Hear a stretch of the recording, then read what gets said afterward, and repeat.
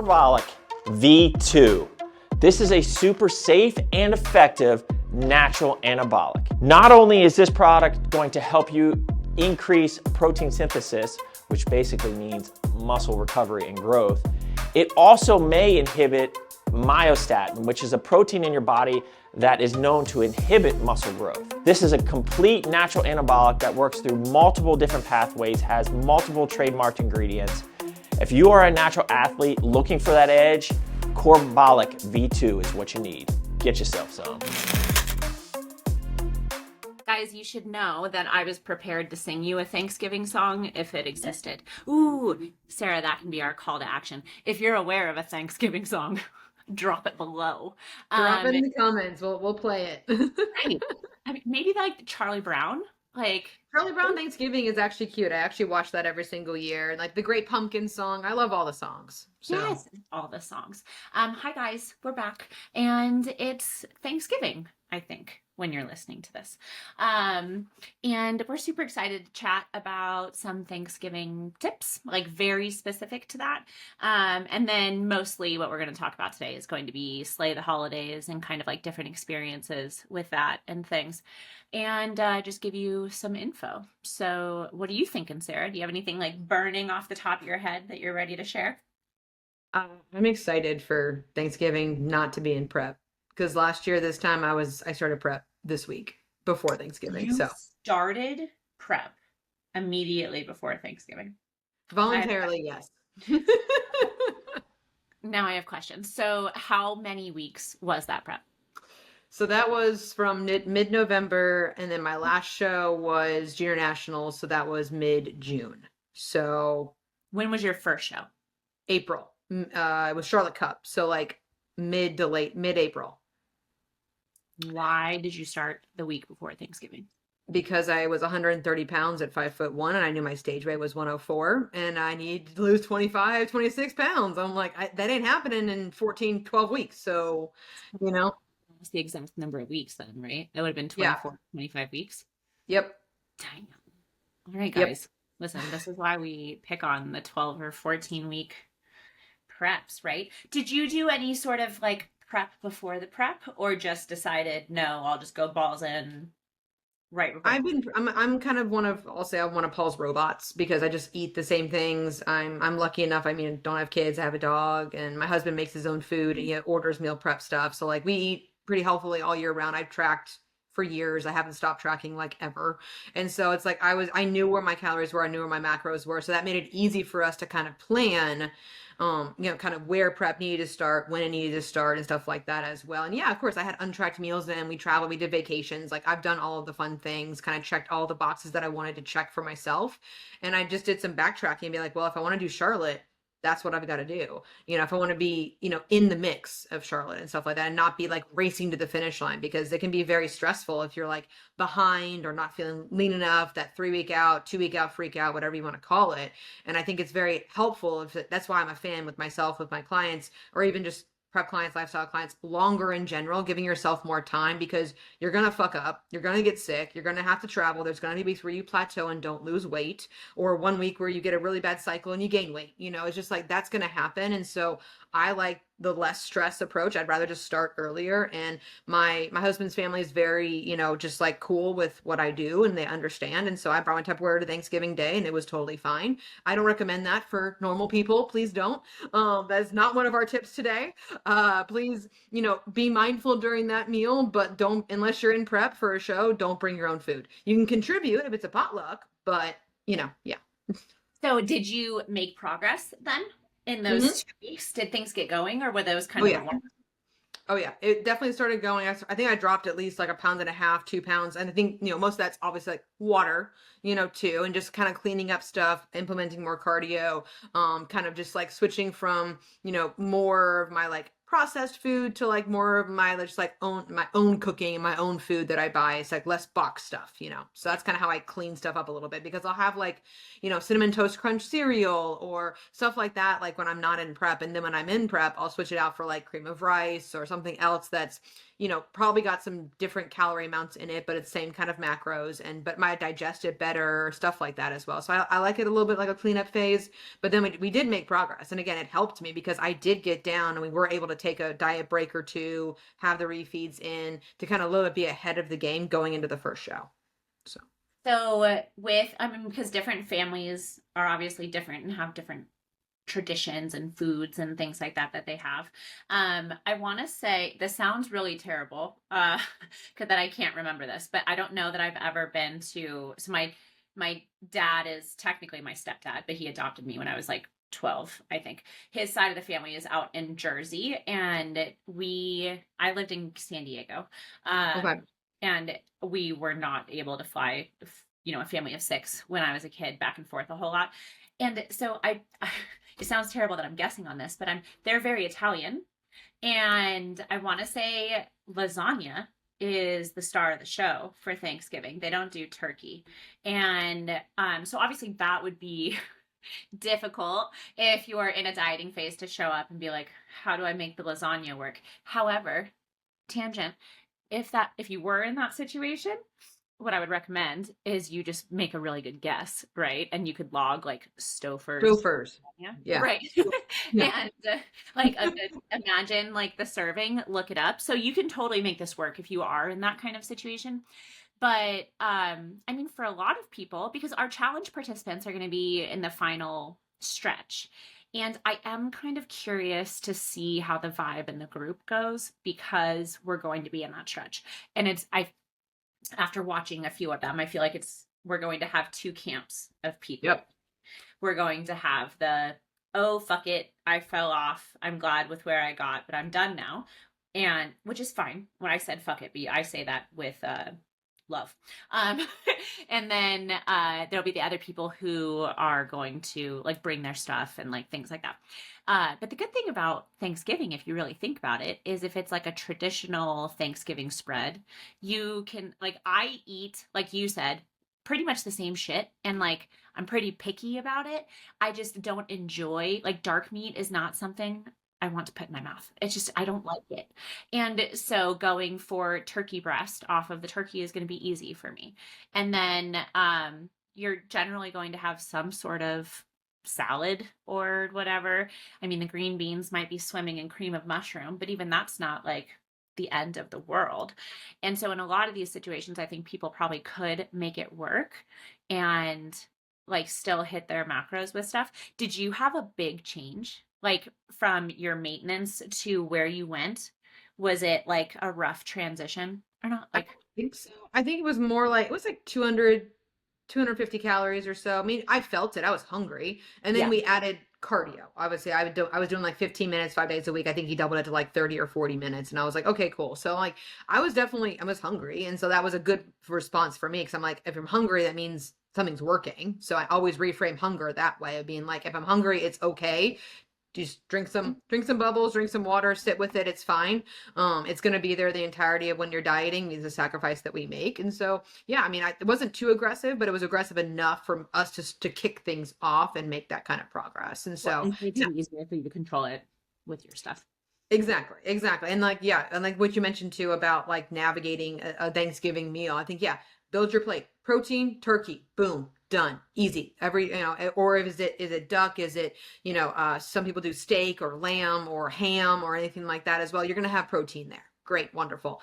Is there going to be a salad? Sure. Great. Wonderful. Have that too. And then yes, the green beans might be swimming in some cream of mushroom, but turkey is very lean anyway. So it's like, boom, there's a fat source for you. So, you can definitely, build your plate in, like I tell my clients, in thirds, like a third of your plate protein, a third of your plate, something colorful for some fiber and some nutrients. That could be salad, fruit, vegetables, things like that. And then a third of your plate, whatever you want. That way it keeps the portion size there. You don't feel deprived or restricted, but it still gets you that fun little, like, for me, it's my mother-in-law's sweet potato casserole. That's my dish that I am so looking forward to having because I did not have it last year. And I'm like, gimme. That's going to be my third, and then, but also people like mac and cheese or whatever fun stuff they want to put on their plate. That's great. But if you put it on there and you don't want it, you taste it, you're just like, meh. I make better mac and cheese at home, or this as the mashed potatoes aren't like stellar. You don't have to eat it just because it's on your plate for Thanksgiving. People think they have to like clean their plate, get that clean plate award and stuff like that. Eat it all in 10 minutes. Slow down. Slow your roll, kids. Like, use smaller utensils, put your fork down, actually talk to people when you're eating Thanksgiving dinner about like, what are you thankful for? What has been going on with you? Because these are people you haven't seen in months or maybe even years at this point. And so, there are definitely ways that you can navigate it without choosing to go overboard. But if you're going to do it, own it. I'm okay with that. Have a bomb lift the next day, hydrate, go for a nice digestion walk if the weather is nice where you are, and then just get back on it. I think where most people may say fuck it is the leftovers or the snowball effect of being like, I did it on Thanksgiving, but then I got sent home with the stuffing, with the green beans, with all the casseroles and all the bread and all the desserts, and now it's in my house for the next 5 days, and you're living off turkey sandwiches, but then you have all the sides as well, and that just creates a snowball effect. That's where I think what gets people in trouble and saying, screw it over the holidays, I'm just going to kick the can to January. Yeah, 100%. Because a lot of it ends up with like, oh, well, we're traveling on Wednesday. And so then maybe they're eating airport food and things like that. Your schedule's already thrown off. And then then Thursday is like, cinnamon rolls for breakfast, and then we're drinking champagne all day, and like then we go into the meal, and then Friday you got leftovers and football, and then the weekend, if you're hanging out, is probably going to go the same way until it's all gone. And so I do think setting some boundaries around like, how much do I want to have with that? How much do I really need to continue with? Because my favorite part of like a traditional Thanksgiving spread is not the day of. It is the leftovers as a sandwich. Like, I look for it, like the moist maker from Friends. Like, that is that, like, I would almost rather just do that for Thanksgiving Yeah. than have to mess around with the rest of it. But it can be dangerous if you like fall into that, like, oh, 'tis the season, kind of thing. Which even then, it's like, okay, well, if you can stop it on Sunday, then enjoy yourself. But like the things that set off red flags for me, when I have people like asking questions, is when they start to say that they're going to like drop carbs for like a number of days going into it to prepare. And it's not even that I dislike the lower carb days or whatever. It makes me want to ask the question of like, why? Why do you feel the need to do that? Because if you're going to go sit down to a normal meal and reach relatively normal levels of fullness, maybe we go a bit past our normal level of fullness, even then, that one meal is not going to do anything. Like, you might see it come up a little bit the next day. I would anticipate anywhere, like I would say 2 to 4 pounds, super normal. I am not stressed out your coach if I see that. It's going to fall off. It might take 3 days if you go immediately back to normal. So then if you're going to add other stuff to that, then like keep tacking more days on it before you go down. And just kind of figure out what are your motivations behind it? Especially if you're in a dieting phase and then you're like, oh, I can't wait for this. It's like, okay, well, maybe we should explore our feelings around the scarcity mindset or like that kind of stuff. Because the sweet potato casserole that your mother-in-law makes, like, yeah, that's special. She does it. You're only going to get it then. But you could just make stovetop stuffing right now. Like in the microwave. You don't even have to start the oven up. You could make a lot of that kind of stuff and have it anytime. And that's where I have kind of gotten away from being like as strict, even in diet phases and stuff. I just can't find the motivation to do it. Like things like giving up Cinnamon Toast Crunch, I'd be like, no, that is my small joy. Well, I'm hungry all fucking day. Like, but that if it totally works for some people, for me, it just doesn't. I will get rebellious and then I'm going to have it. And so I, for myself, have to figure out a way to work it.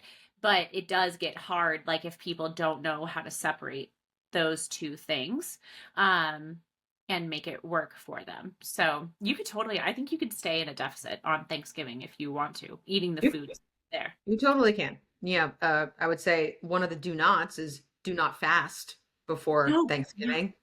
don't do it. It's a recipe for disaster because you're going to walk in there ready to eat somebody's arm off and you're going to go ham on the appetizers, eat way too much. And then you got the whole Thanksgiving that you're going to have 2 to 4 helpings and you got dessert. And then, yes, you will feel like a terrible person at 5 p.m. So, And you're gonna be grumpy. And yeah. who wants to, like, the idea of eating to a point that I feel like I have to change my pants. Like, I'm like, we've grown up from that. No more. Like, Yeah. let's move We on. did it a couple, 10 years ago. We're fine. Yeah, let's not be those people. I love it. Okay, let's see. Whatever. So we talked a little bit about getting moving. Oh, I was gonna say a second ago, bring a veggie tray. Yep. Like, just I pop. always bring the vegetables and the salad. That's what I bring. Get a Yeah. bag of like spring mix. That is the Mhm. amount of work you need to do. And dump it in a bowl. Move on with your life. Bring the veggie tray that's like made for you with the carrots and broccoli. And if I go somewhere and I'm like, okay, well, I'm not going to track it and I can just eat whatever I want, usually I'll gravitate straight there and then eat like a solid amount of like straight broccoli or whatever. Because then I'm like, okay, well, now I don't want to eat somebody's arm off. I've laid that foundation for things. And it helps give you that timing for executive function when you're standing in front of all of the foods and you kind of just want to shove cookies in your face. Because I think sometimes that's what gets people. The appetizers you mentioned. Yep. The things that are kind of just Around. Yeah, it's not even necessarily the meal. It's like going to a Mexican restaurant. And like if somebody asked you, do you want to eat 4 tortillas before your dinner? You'd be like, that's ridiculous. And like, well, what if I cut them up and I fry them?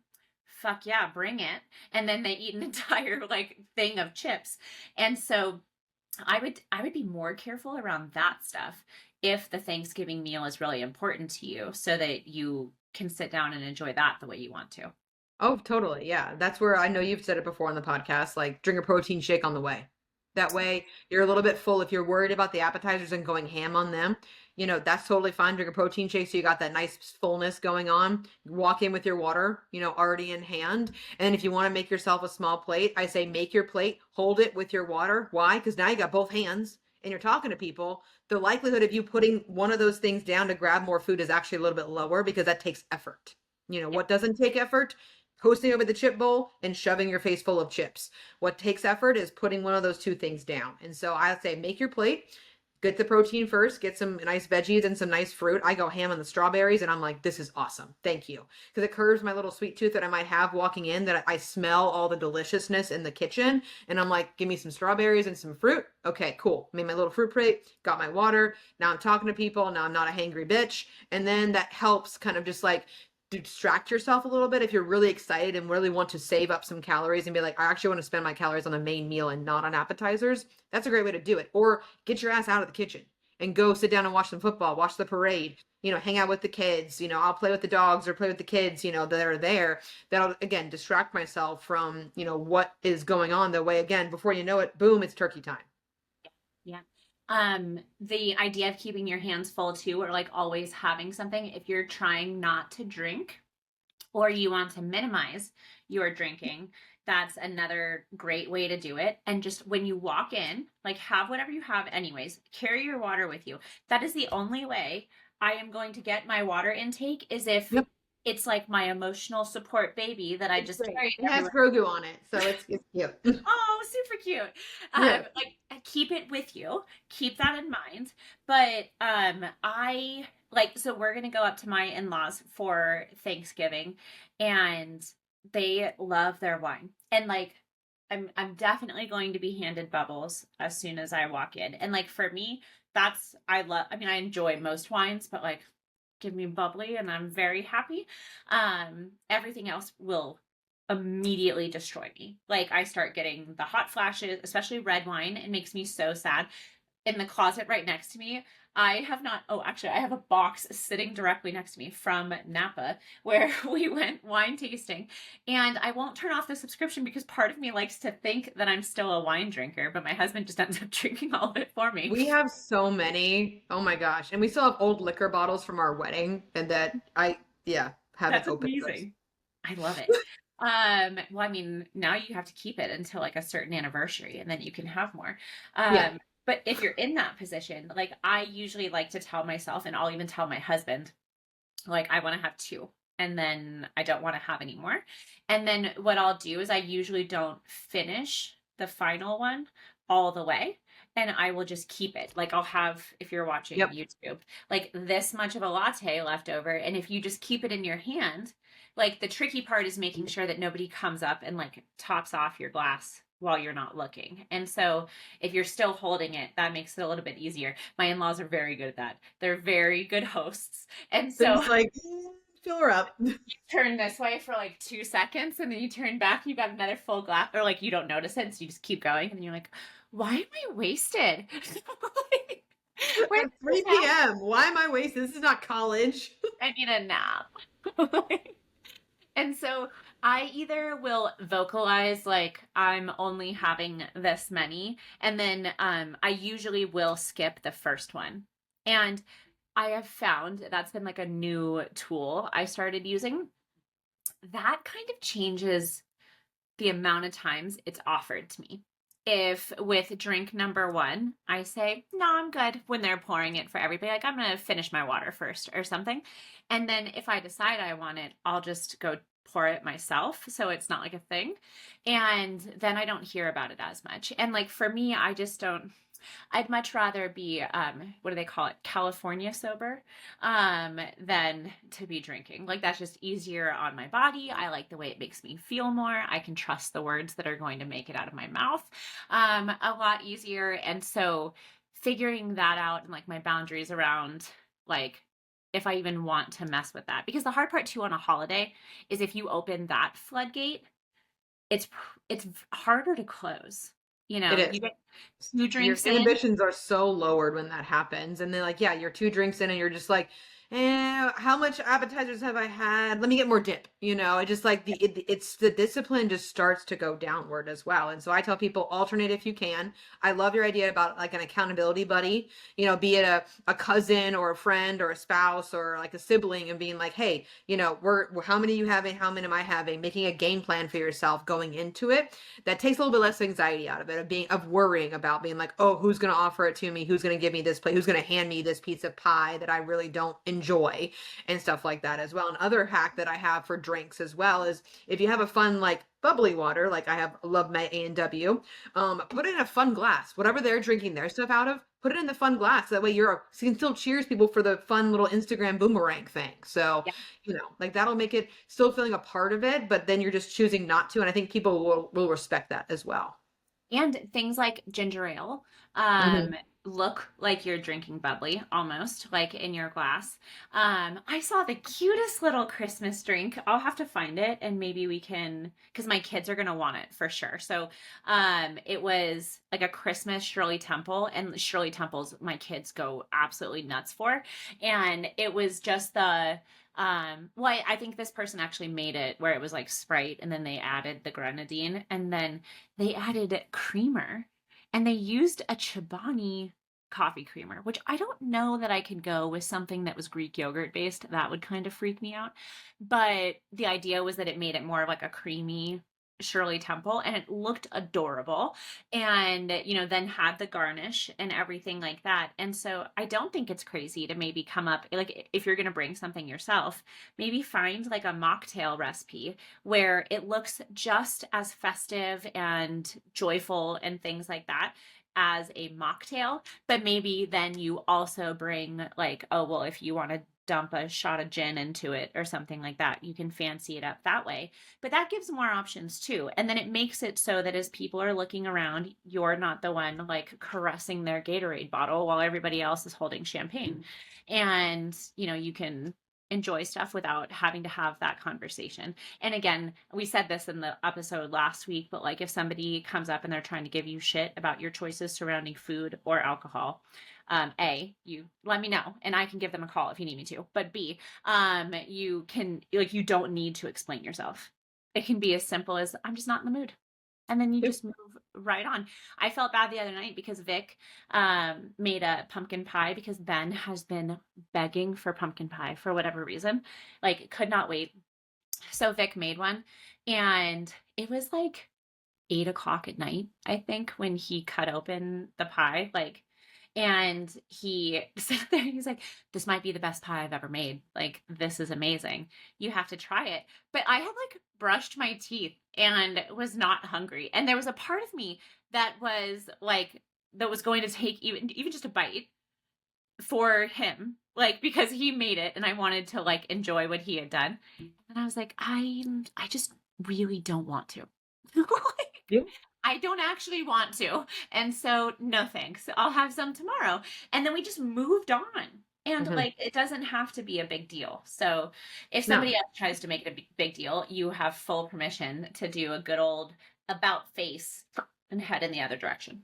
Exactly. Yeah, no, I don't give any of those people the fuel to the fire because that's all they're looking for is to get a rise out of you and to start something or maybe they're like insecure or jealous of maybe what you're trying to do. I feel like that's more so where it comes from internally for them and it's coming out like, "Oh, you're going to eat that." And I have the same response whether it's a hamburger and fries or if it's my prep food in my Tupperware. I'm like, "Yep, like Right. that's it. That's it. Because again, no fuel there to them to come back and say something else. And I'm like, yep, that's what I'm gonna eat. And if they start to continue to progress in the conversation, then I will just turn around and walk away. Be like, oh wait, I think my husband's calling me. I'll be back, or something like that as well to get yourself out of it. Because again, everyone has their own choices. We all choose what we eat. We all choose what put in our bodies. We can choose to indulge or choose not to indulge. And we shouldn't judge people either way based upon what you're seeing for 10 minutes on Thanksgiving Day and stuff. So it's not worth it to give those people any time of day. And yeah, I will go mama bear on them just like you will, being like, you don't need to yell at my people. Here it comes. Um, this year, I wonder if it will be a little bit different or maybe easier for people to navigate because a significant portion of the United States is trying to lose weight. Like whether they're on diets or they're with the GLP-1 explosion and things like that. I wonder if maybe that alone will make it easier to not have food pushers because, the GLP-1 helps people just not be hungry. Yes, And and the food noise is gone for them. So that's actually kind of nice for people to maybe even if it's their first holiday on the GLP-1s, I think it'd be really refreshing for them to be able to go into it and not have all that stuff swirling around and not constantly be hungry throughout the day, just seeing all this food. And maybe it helps them learn more control as far as just like, wow, I can do this and believe in themselves that they can do this because they can. yeah, 100%. I wonder. I'm going to ask people. I mean, right now I have like 2 or 3 clients that are on one right now. But I wonder in general with people going, if you listen to this on Thanksgiving and like we're not gonna out anybody if they don't want to be outed, or not that it's a thing you have to be outed by. I was talking to somebody about that too, where I was It's like, a choice. It's another choice that they choose to do. It's totally fine. right. We don't give people shit for being on anxiety medication. And No. quite frankly, it's the same. We're almost addressing the same stuff, right? We wouldn't give somebody grief for being on ADHD meds. And so, like, if that helps them live a life that doesn't have, and I feel like the only people who do have shit to say about it either have never lived that life and don't know what that feeling is, Mhm. um, or they're pissy. They can't get their hands on it. Those are the only people who are vocal about talking shit about it. Yeah. Uh, Yeah, so I, because it's like we know we felt that hunger, we felt that food noise, we know what that feels like, and I'm just like kudos to people that have to live with that every single day, and kudos to them for going on something that helps them out with that. Like I applaud anybody that chooses to do that for the right reasons and yeah, everything. So, but science. yeah, comment below if you are on GLP-1s and this is your first time maybe going through the holiday season with it. Tell us about your experience. I'd love to learn more about that kind of stuff because I am coaching a few clients as well that are on it, and I'm just helping them have a couple of small meals before they go. That way, again, because if they don't remember to eat sometimes, and I'm just like I gotta remind them, to do those kind of things and stay hydrated through those kind of things too. But yeah, comment below your experience because I'd be interested to hear more. Yeah, I want to like make that conversation like less taboo and stuff like that too, because I think along with like how we've been talking about more of the perimenopause things, I think for whatever reason it's like a guilt-ridden experience to a certain extent. I feel like people are either in one of the two camps. Either they're on Instagram plugging their affiliate code or whatever it is. Or they're feeling like they need to hide it. And I mean, it's again, you never have to explain yourself, but in no way should your pursuit of improved health and body image and like things like that, as long as you are being healthy about it, why should you feel guilty? Or why should you have to explain yourself? That's bonkers. We wouldn't go to somebody and be like, you had your ACL repaired? Weird. Do you feel bad about the fact that you have a bionic ACL now? That you have an increased advantage with a stronger ACL? Like, nobody would do that. Like, oh, by the way, you're not natty anymore. Sorry. Right. Oh, you have to carry a metal card to go through the airport because you got your hip replaced. Don't you feel like that's an unfair advantage? Like, ew, don't be that person. Although I don't think any of our people are those people, but No. If you are, you won't last long here, so it's okay. right. They naturally weed themselves out. It's fine. The same ones that told me to stop cussing so much. So all the same people. They can go fuck off. How about that? Right. There we go. Oh, we got it out of Sarah. I dig it. I dig it. Okay, so let's see. We are comfortable telling people to suck it. We are comfortable building our plates. We've talked about movements. Let's see, I had shared something like recently on my stories about how I always tell my clients, you know, if you have a date night or you have an event or you have anything like that, I recommend they get a workout in that morning. And it's not to create a deficit. It's not to create more room. I just want to keep your head in the game and have you feeling like, oh, this is a fun day where I'm looking forward to that thing that's happening. But right now it's just Thursday morning. And on Thursdays, I go lift and try to keep that routine if you can. Now, if you're traveling and it's hard, I am not the person who tells people to go lift on vacation. If they want to, I'm like, sure, go have fun. But like, if it's not possible, do not start spiraling about having to use dad's dusty weights in the basement by yourself and you're afraid you're gonna get hurt. Go for a walk instead. You know, a nice little sunrise walk could be nice. I think if you start your day with some sort of movement, because again, that's how, like you said, it's always been part of your routine. Something like that, or just mindfulness meditation, little yoga flow in your room or something like that as well. Something to help center yourself for the day. Maybe even say what you're grateful for. Hey, that's a great theme for Thanksgiving. And then, yeah, because I think if you start that way, then I think it does help you be in the positive headspace going into the meal. Yeah, exactly.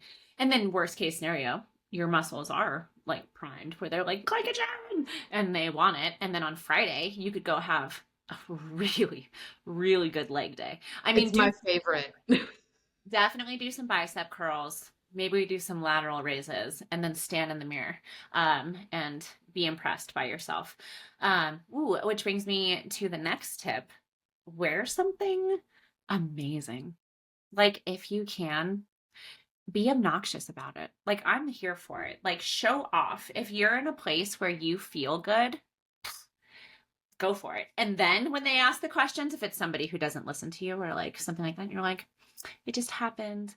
But like you're putting all of this work in and wear something that makes you feel confident. And then I think that also kind of serves as that reminder of who you are and what you do and the choices that you make. And then, you know, it kind of gives you that idea of like, I mean, if you're wearing like tight jeans or something, like, we're going to stop at serving 2 of the sweet potato casserole. And so that helps, I think, as well, is just to kind of keep your head in the right space, is have an outfit that makes you feel really good about yourself. Yeah. Exactly. And then, you know, we know that there's going to be some family members or friends there that you're just like, oh, I haven't seen this person in forever. And so I think reframing that and like getting excited about seeing them, although it may not be your favorite people in the world, but it's like catching up with them, hearing new stories, hearing about what they're doing, catching up with like any sort of like younger children that might be there as well, and seeing how much they've grown, and like, you know, having some quality time and actually remembering and focusing on making memories with your family and friends during this time versus what is on your plate, I think can also take, you know, kind of refocusing that. So if you find yourself maybe at the chip table, at the appetizer table, just starting loading up, being like, wait, I haven't talked to these 5 people. Let me go put this down and go over there and talk to them real quick, and just focus on those kinds of things, because yes, the food is not going anywhere. It's going to be there. It's one holiday, it's one meal a year. People make it a whole lot more than it probably should be, but these people may only be here for a couple of days. And so I think taking advantage of those kinds of opportunities and those special moments and special memories and stuff like that, I think can make it a little less anxiety inducing for hopefully for some people. And I mean, if you can drive past probably the 15 to 20 fast food restaurants that you drive past each day on your normal commute, and you don't find yourself pulling into each one of those drive-throughs and buying something, you can walk past the table too. Like, you do have that capability if that's what's going to serve you for that day. And so I think just finding one way or another. Now, I am far less social and way more awkward than Sarah. So if you do not want to walk around and mingle, like literally there's the idea of holiday small talk. That is what fills me with anxiety, because there's nothing I hate more than small talk. It makes me want to melt into a puddle.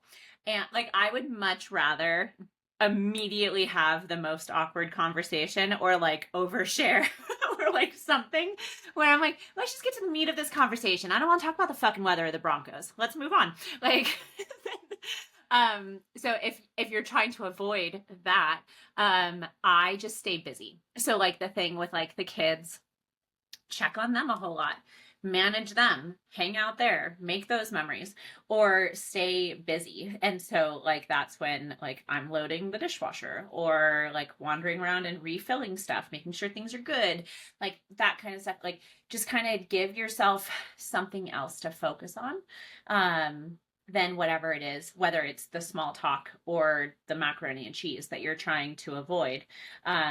Busy yourself, and that helps a little bit too.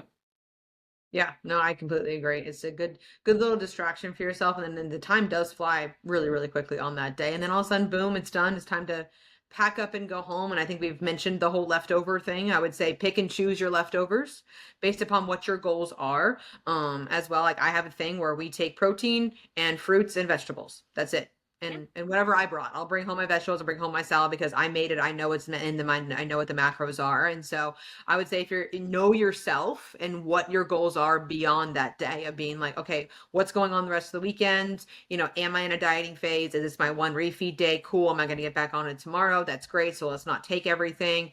Because we know if it's sitting in our pantry or in our fridge, the likelihood of us trying to say no again and again and again every single time we open that it's hard to do when it's like the fun holiday stuff that we just see and look at and being like, oh, I want that. So Yeah. Also, I mean, just gathering information about what those foods are, or like the nutrition facts about them too. If you are going to take it home, it's not that hard. Like we it's not. said, lasagna, look up Stouffer's. Baked mac and cheese, Stouffer's.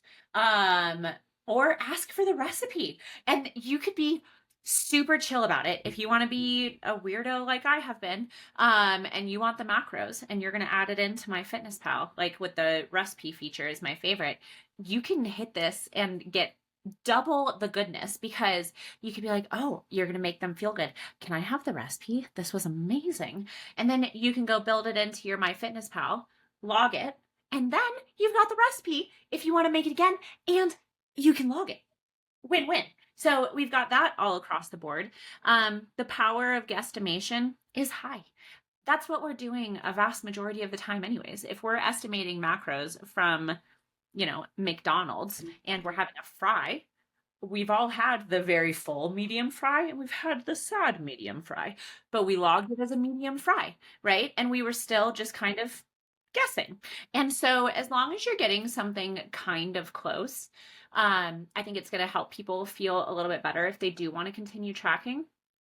And then the other thing I was going to say is that I almost don't worry about the people who are dieting through it as much. Like, they'll figure it out. If anything, they're going to go back to their cut macros and it's going to fall off. I think the people who struggle the most during this time of year are going to be the competitors that have just stopped competing, who are in their off season, have not hit full happiness macros yet, where your body is happy and chill, So if you're still in that vulnerable state, I'd say be a bit more careful. Like I just talked to somebody, a client recently, who is kind of white knuckling maintenance and had decided, because we've had some trouble with sticking to things. And so it made sense that she was like, I don't think I'm gonna do coaching for right now because I'm not taking advantage of it. And I was like, yeah, I totally get that. And so then we were talking about game plans for like, here's how you keep things moving forward. She was saying that she kind of just wants to intuitive eat. And that makes me nervous. Sometimes, like depending on where we're at with our headspace and things like that. There's something literally just about those words, intuitive eating, that I think immediately fucks people up. It's different than I'm not tracking, for whatever reason. Like, because I think the people who just say like, oh, I'm not going to track today, more often than not are adding shit up in their head. Like, Because you can't help it, because why, you've tracked for 8 years like me. right. It's But just you like, feel I just can't help myself. I know what 4 ounces of chicken looks like on my plate. I can be damn near close to it and stuff. But yeah, I think you're right though. The intuitive eating, I'm just like, it makes me, it's a little bit cringe inducing, and I'm just like, oh God. Not that I don't support it, but I support it in a way where you're in maintenance and have been for a while. You've been tracking for at least, 6, 12, 18 months at that point. There's, an occasion where you want to start to transition off of it. And there's a way to do that. You don't have to go just like one day I'm tracking, the next day I'm just like saying, fuck it, I'm just eating intuitively. This donut is saying, my intuition is saying, eat the donut. And about because also we know post-show, post-diet as well, it doesn't matter, any sort of phase that you're going to be in, your hormones internally for hunger, satiety are way off. That food noise is way high. And if you say I'm going to intuitively eat for a week and I'm just like, oh buddy, I am worried. It gives free for all, right? Correct. Like It's fuck it mentality is what it I is. just don't want to think about it. Yeah. I'm tired of doing it. And I'm just like, no, like you're going to come back to me in a week and probably be up 8 pounds, get damn near 8 pounds. Yeah, yeah. I mean, just like I think we talked about it, we recorded earlier this week. Like anytime I have a visceral reaction to something, it is because I have cleaned up that mess, either Yep. for myself or for my clients, is why I immediately am like, don't do that. And intuitive eating, I have never had a client do that successfully. Like truly, unless they were just like, well, I'm not tracking anymore. But then, what's funny is a lot of time they'll end up like vegetarian or something. Yeah, Where because they won't even enough protein anymore, because they're like, I don't really want protein right now. I don't really need protein. I'm like, yes, you do. But yes, their body is like not telling them to eat protein. Their body is hungry and they're just feeding themselves. Yeah, that's that or they find a different box to sit, that has its own kind of restrictions, but that aren't, it feels less like you're choosing the restrictions, I guess. I don't know. Yeah, I don't have good feelings about intuitive eating. They make me nervous. And so one of the ways I'll transition people out of macro counting, or one of the ways I transition people in, like I just restarted with a client who's 3 weeks postpartum, and she had reached out to get started with stuff. We're like very slowly easing in, because you've all heard me say I don't diet anyone at 3 weeks. But so I gave her just protein targets, and that was it. And all I had said was try to make sure you get 3 servings of 30 grams of protein. If you end up with more than that, wonderful. We're not going to bother tracking the fats and the carbs and things like that. Like you can if you want to, but all I'm asking for is 3 servings of 30 grams of protein throughout the day. And then I also say 3 servings of produce, because usually if our mind is leading that direction, just like you said, and we're building our plate where like, okay, I have my 30 grams, I have my serving of produce, then I can have whatever else I want. You're going to have laid that foundation where you're not starving. You've got the stuff that's going to take longer to break down in your belly, and feel a bit smug about being a healthy queen and being like, I got my protein and my produce. And like all of those kinds of things help keep you in that mindset of this shit's important to me. And it doesn't have to be the star of the show. Like you could even be dieting and be at Thanksgiving, and it doesn't have to be at the forefront of your mind the entire time. No, it doesn't have to be. And I love your approach with that about transition people off or into. It's the same way I do it as well. I start a protein goal and maybe a calorie goal if they want to get feisty. And then that's the same thing I transition off. I'm just like, okay, maybe it's like you go from like 7 out of 7 days of tracking. Maybe we're going to go to 5 days of tracking, 2 days, of just getting the protein goal and the calorie goal in. And then maybe we skew that. And then once they feel good about it, because again, when you eat those foods, we know the protein, the produce, those kinds of things, you actually feel good. Like you want to keep that feeling going. And so it helps them being like, oh, wow, I can do this by just, eyeballing things, not really putting things in, but eating similarly to how I was when I was logging. And I'm just like, if that's going to be your intuitive eating style, then I would support that. Not most people's, but like that, how to transition off, it is definitely possible. And I think that it is, we use tracking as a tool. It shouldn't be this like prison of people's of being like, oh, you have to do this or have to do that. No, it's information. It's data for us as coaches to figure out where you need to be and where you are and stuff like that. So no, I love that approach. I think it's fantastic. Yeah, I usually do the calorie thing if they know them. Yeah. If they didn't have it yet. Like in her situation, she was like, I have some days where I'm ravenous and eating the whole house. And then there's other days where I'm sleep deprived and I forget to eat and I don't have anything. And so then it's like, okay, well, let's not stress that. Let's see where it falls. And she emailed me this morning and was like, well, do you have targets for the other ones? And I was like, no, if you want to log them, you can. And then once you send me that information, we'll look at it. But like, neither Sarah or I are going to pull numbers out of a hat and throw them at you because an algorithm said so or something like that. Like we want you to put in the effort there to see what are things adding up to, what's normal for you.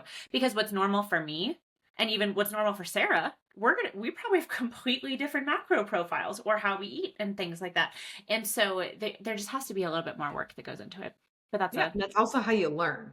That's what we're trying to do with our clients. We're trying to teach them and empower them and educate them on these types of topics. That way there will come a time where they can fly free and leave coaching and be a bomb ass, person on their own.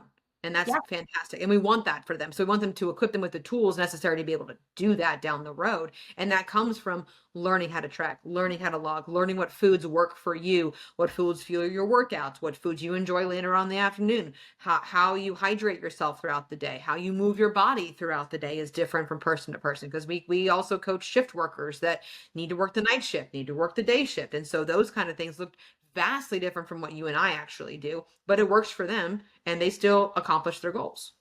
Yeah, 100%. There was something else that came to my brain while you were talking and I've 100% lost it. Gone. Oh, I was gonna say about intuitive eating. The trick, I'm gonna keep picking on it for a moment. The trick with it is that the way I think a lot of people approach it, and it's kind of the same way they do with like Thanksgiving almost, or just the holiday season, is it's like, oh, my body will tell me what I need, and like, even when we'll talk about it, like, oh, you get these things in and you can get into those rhythms. And then in the future, you don't have to think about it as much is almost always tacked on to the end of that sentence.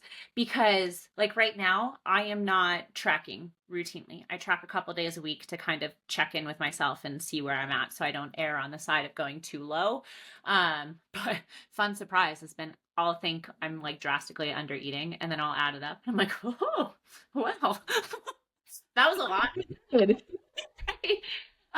But like even with like, okay, yes, I have 2 coffees. I don't think they were here for that conversation. I forgot my husband's in the office today, so I brought him home a coffee and now I don't know what to do. So I'm just going to drink 6 shots of espresso. And also I kind of already think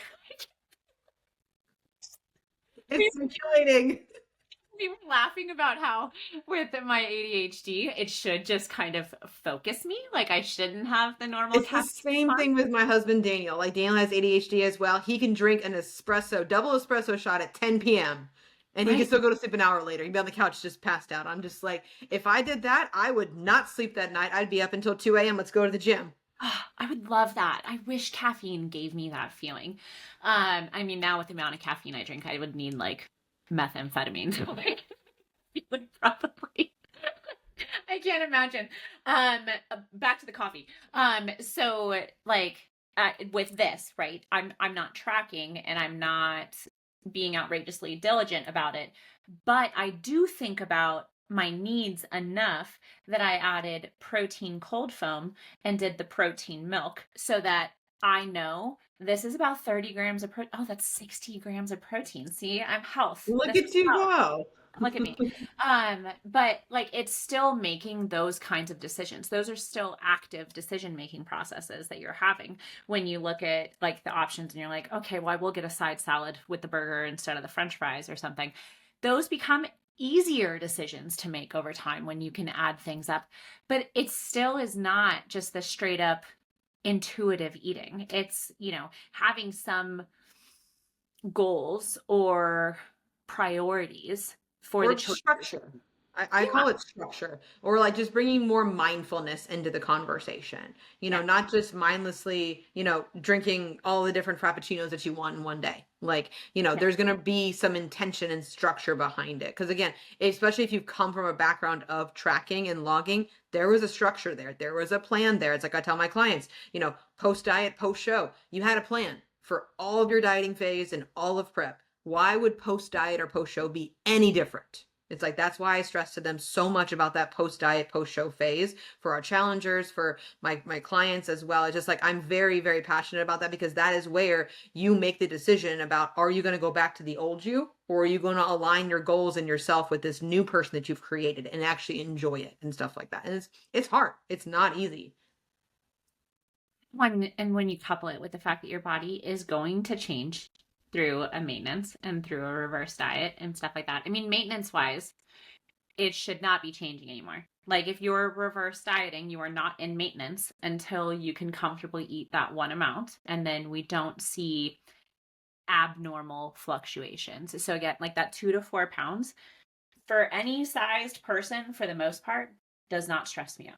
Like that's going to be normal and I'm going to expect it, especially after, even if you had normal amounts of food and you hit your normal calories just from extra salt, maybe alcohol, things like that could totally affect things. And so don't stress out if that happens. I think we've talked before too about like, because I know some people will just like maybe their headspace does better if they don't look and they don't find out what their weight is the next day, which if you're that person, I super get it. Don't force yourself onto it. It's not going to add anything like to your life. But if you are comfortable and you can absorb that information safely, then I would say get that information, see what it looks like. See, like if you're like, okay, I went a little ham yesterday, and then you get on the scale and you're up 4 pounds, well, then now we can kind of tell ourselves, like, okay, I know how that affects me. And then in the future, I don't want it to be that dramatic. And then maybe at the company Christmas party, you manage things a little bit better. Maybe you're pleasantly surprised. I love it when clients will check in with me and they're like, I was terrible this weekend. I didn't track 2 days in a row. My calories were higher. I retroactively went back and tracked it, but my weight was down 0.5 pound the next day. And I'm like, yes, like now we have it. Thank you for tracking it because now I know the range of refeed that we can work with. And then I love to be like, oh, you went over and you were at 300 carbs and 105 fat.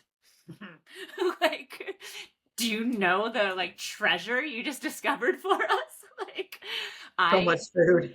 that shit. Oh, I am one. I mean, if my clients are listening and you are currently on outrageously high macros, like drop it. That's my favorite game is like, let's push the envelope. Let's see how far we can go. Because I think a lot of us still, especially at our age, like we are the Slim Fast generation kids where like mom had a box of the Slim Fast cans or like the tub always lived somewhere in your pantry. We've had this diet shit thrown at us our entire lives. We've been told to eat 1,200 calories for whatever reason. We've been told that we need to be snatched and small and like all of these little things. And so if anything, I would much rather have people be more comfortable walking into the meal and just being like, it's just another meal. I'm going to enjoy myself and then go from there. Because I think for the long run, they'll get more out of that. And if you're dieting or you're in maintenance, whatever, it's only going to take a couple of days as long as you immediately go back to normal. Or like immediately, has a range, whether it means on Monday or it means on Friday, coming up with what works for you. Like, you do not need to slash your calories to nothing the next day, because then if you do that on Friday, Saturday is sure as shit going to come find you. And you're going to be opening up that fridge looking for the stuffing at like 10 o'clock at night. Like, just one bite. That's the hard part. Make yourself a plate. Oh, that's the other thing too. Oh, that's a great one. Don't be the person, and I am this person, who stands there in the kitchen with a fork next to the tray of mac and cheese, and then all of a sudden, next thing you know, all the crunchy bits along the entire 9 by 13-inch pan are gone. Because that's my favorite part. Give yourself a serving. And don't serve yourself like a child. Like, you're a human being who lifts weights and who wants muscles and wants to look like a superhero. And so, like, respect yourself enough to give yourself whatever feels like an appropriate serving. Enjoy that. Give it a couple minutes and see where you're at before you move on to the next one. Because it's really easy, like, while you're still chewing that bite, to be like, oh, that was good. And like want to get up and go refill the plate. Sit for a minute. Have a drink, whether it's a glass of water or you have a cocktail then. Do something that slows you down. Let it digest for a bit, and then decide if we want to go have more. And you'll feel just in more control of the situation and not like you're at mercy of the holiday. I completely agree. And I love the scale advice as well, because yes, people will step on it the next day and and feel very guilty, or being like, wow, I shouldn't have done that yesterday. And I'm like, don't tell yourself that. Don't put yourself through that mental turmoil of the choices that are already done. You can't, it's in the past. That's what Rafiki said in The Lion King. It's in the past. You can't change it, Right? Are you going to run from it, or are you going to learn from it? Let's learn from it then. It's like, you step on the scale. If you don't like the number, great. Don't slash your calories. Don't go do 5 hours of cardio. Get back in your normal foods, and then if you, like you said, if you want leftovers, track them, make yourself a serving, track the recipe. You can totally do that, but give yourself permission to being like, you know what? This is okay for me to do. This is okay that this happened, but if I don't like it, then I'm going to learn from it. And like you said, going into the next holiday event, because we're going to be, it's a marathon. It's not a sprint here, in the next 6 to 8 weeks.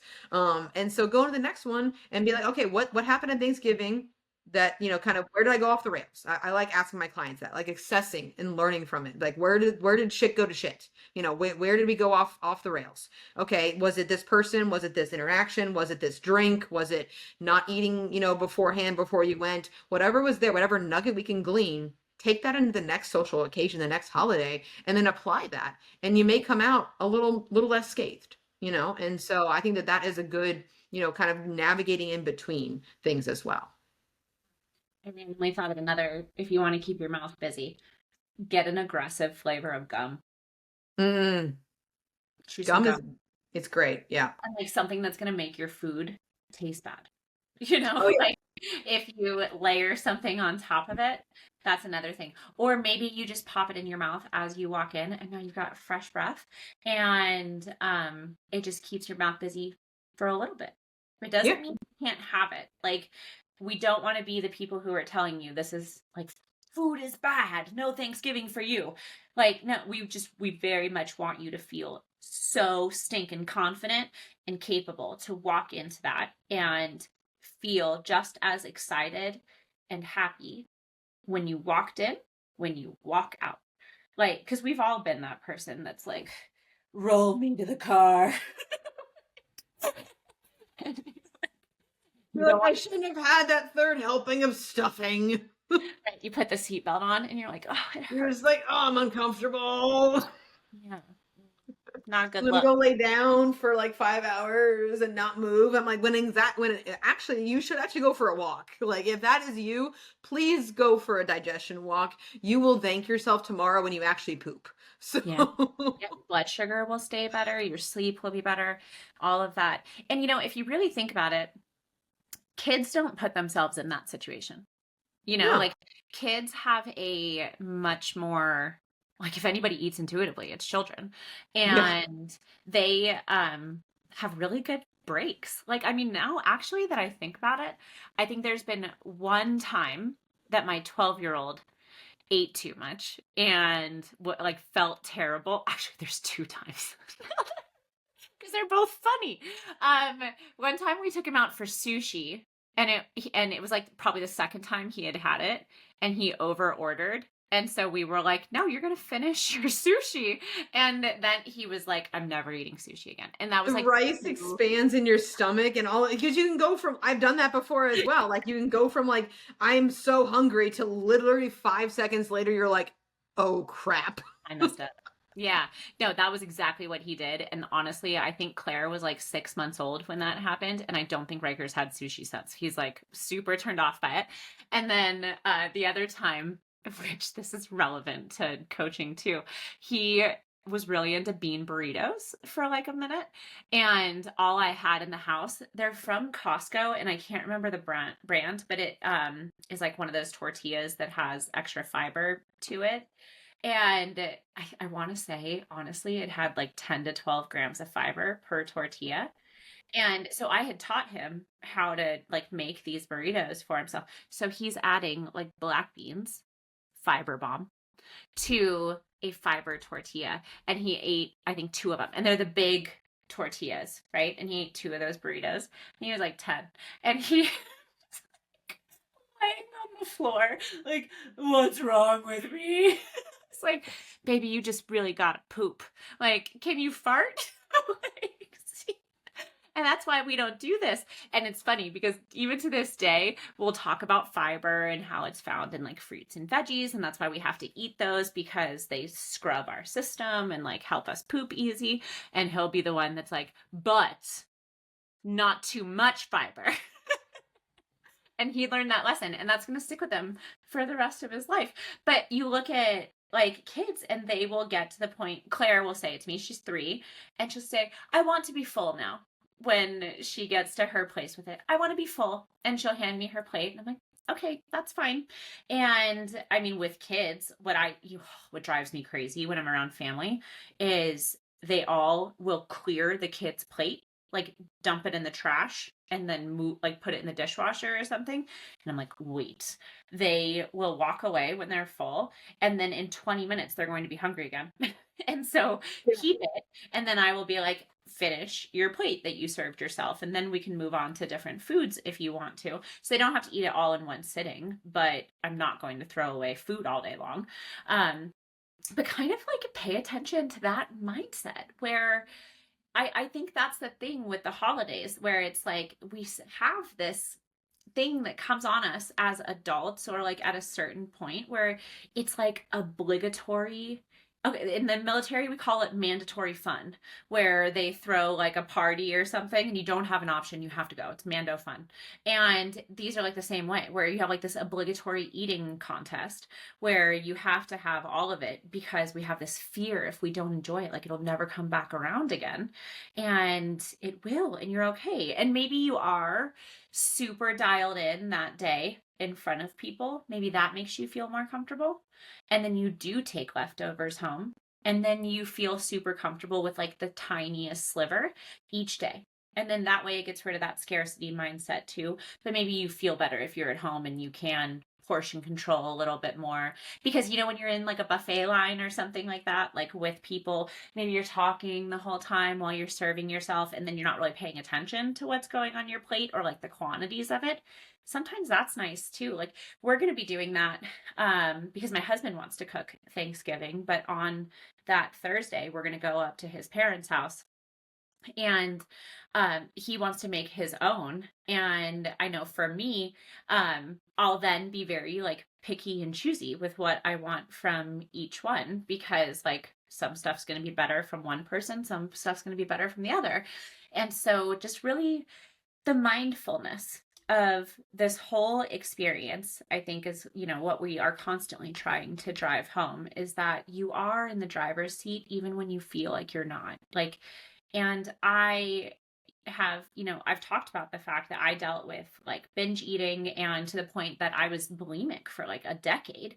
And so like when I say I get it, where you feel like you're just driven by this internal motor to just put food in your face, I totally understand. And I know it's scary and it's frustrating and it makes you mad at yourself and it makes you feel like you can't trust yourself.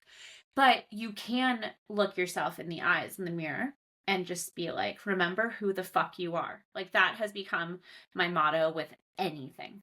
Remember who you are and who you're choosing to be today because you have control over that. And it does not mean it's going to go perfectly, but you can at any point take a deep breath and pivot. You can serve the plate and then eat half of it and be like, oh, fuck, I'm not even hungry. And you can either give it to somebody else or you can just throw it away. Like that's okay. And, feel comfortable with that. Yeah, no, I love that approach. And that kind of goes back to like maybe even taking that like 5 minute little breather, when you need to, and being like, if things start getting overwhelming, if you start feeling in that headspace, like things are getting noisy up here, like, that I've had that experience at Thanksgiving or holidays where it just feels, I'm just very overwhelmed in that moment and stuff like that as well. And it's like, okay, if I need to go step outside or go up and use the bathroom in like the uncrowded bathroom upstairs in the guest bedroom, it's like, I'll go do that.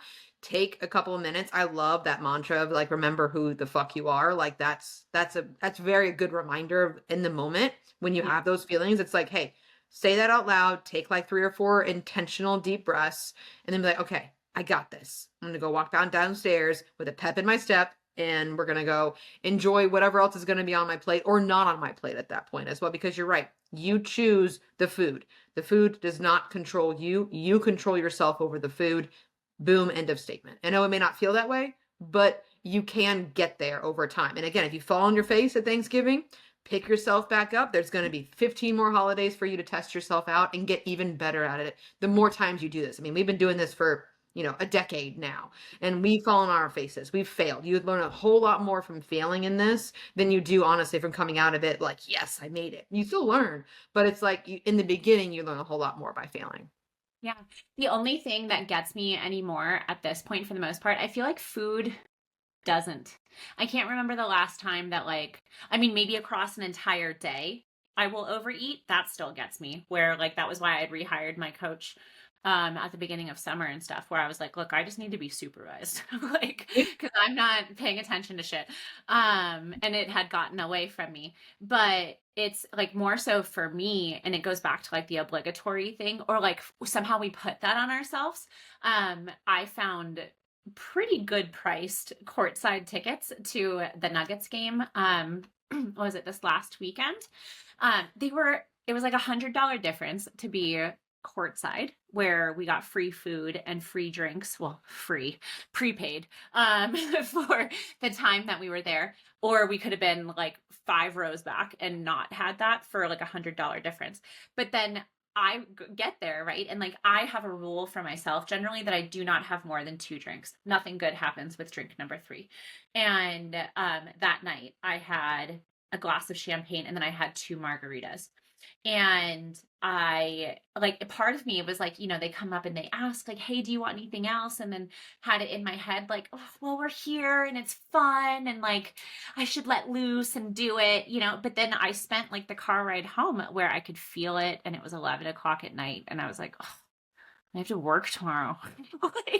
And it still can get you like in those ways. So then we just learn from it. Like that re-established for me like my 2 drink rule. And if anything, it was probably at the perfect time for it to happen while I was on date night with my husband, who was like, have fun, and like he doesn't care. But I'd rather have it be a night like that than have it be like a family function where, now we're down like multiple bottles of wine and things like that, and you don't notice, and then you feel like shit the next day. And so pay attention to that stuff. Looking inward and addressing your weaknesses, or don't even think about it as a weakness, but like literally just look for the shit that pisses you off. Like where you're like, I don't like that when I do it. Like, okay, then stop it. Like find a way to stop it. And you don't have to choose all of them at once. And it's not going to be perfect, but it's just about putting that best step forward of, this is who I want to be today. This is how I want to act today. And hold on to it as tightly as feels right. And then it's all going to be fine. There is no such thing as a fitness emergency. There just isn't. It's not going, the world will not implode because for 4 days you drank like a fish and ate an entire tray of stuffing. Like, it'll be fine in 2 weeks. Give us 2 weeks, right? It's if you end up in a place where then it becomes, and this is what I think happens with the holidays and why December can be so rough for people for like many different reasons, is if we go too far inward and then we don't talk to anybody. So if I have a client that reaches out and says like, oh, this weekend, or like, I've had a rough time, I can't stay on track, I've been, standing in the pantry and just eating for the sake of eating or whatever, I at that point, I want to talk to them every day for as many days as it takes. And like, let's dive into it. What happened today? Why did you feel that way? Were you just hungry? Like, or were you mad? Were you stressed? Like, tired? Did we not have the other foods that we needed? And then I even had one client where she's like, I have not built a sweet treat into my day, and we didn't really have the calories to like move things around. And then it was like, okay, well then we should just add it. Actually, with one of my clients, she's in the police academy right now and she's almost done, and the PT is just whooping her ass in the best way. Like, she is showing up with these boys and she is there showing off. I was like, because we knew before she went, so I was like, oh, let's get the cardio real good so you're at the front of the pack. And she's been super hungry. And so she had mentioned something about peanut butter. And I was like, you know what? Let's just raise your macros by a full serving of peanut butter each day. And then I want you to have that either after, while you're on your drive home, or when you're going there, have it with something if that's what's calling your name right now. Let's just scratch the itch and then see what happens. And I'm actually really excited because today is her check-in. So I'll see. But like, I'm not anticipating anything wild because it's 200 calories, it's 16 grams of fat, but in the grand scheme of things, if you're not coming at it from a place of desperation or a place of like sneakiness, if you really think about it, where it's like, oh, well, if I don't tell my fitness pal, nobody will know. It's, when we own it, then it makes it, I think your body almost absorbs it better. Like, you end up more active, or you don't end up as mad, and you can literally tie your stomach in knots and cause those problems for yourself. We see it with competitors all the time. If all of a sudden they're stressed out because they're not losing weight fast enough or whatever, and then that compounds and they start going up, and it's like, I need you to fucking stop. And then we'll be fine, and go from there. So, I mean, the big takeaway is that nothing is that big of a deal, and you are a very intelligent human being who can make your way through this. Yeah, you got this. Like, seriously, they can do anything they set their minds to. You really can. So your homework, if you're listening, if you are on a GLP-1 and you're okay. If you're on one and you're okay talking to us about it, or like openly, I almost want to have you on the podcast and I want to chat. But I would love to hear your experience about Thanksgiving. Was it more positive? Was it more stressful? What happened? And then you should probably tell us what you're very excited about for Thanksgiving dinner. I honestly I'm a stuffing girl.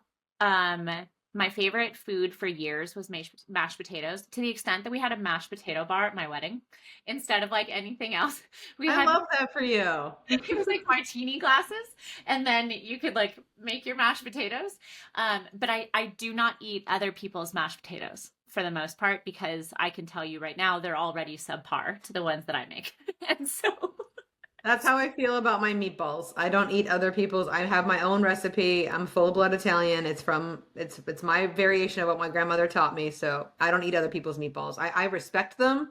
I will try them, but I'm also biased. So, I'll have to send you the picture of the ones Vic just made recently, because he has a similar recipe that he's developed over the years.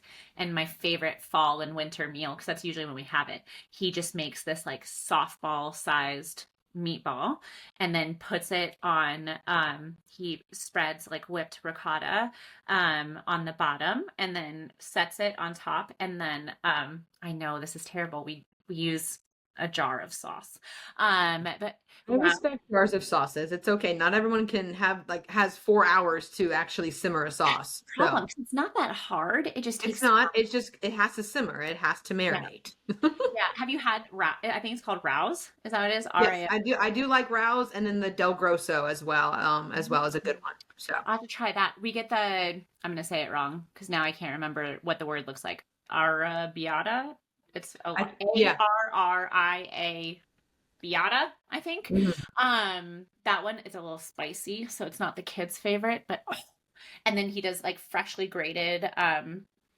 He's upset. Oh, Bella Vitano is what he's started getting, and it's a bit punchier than Parmesan is, so he'll finally grate that. And oh my God, it's so good, and it's almost just straight protein because even the ricotta and stuff like that isn't that bad. It's light.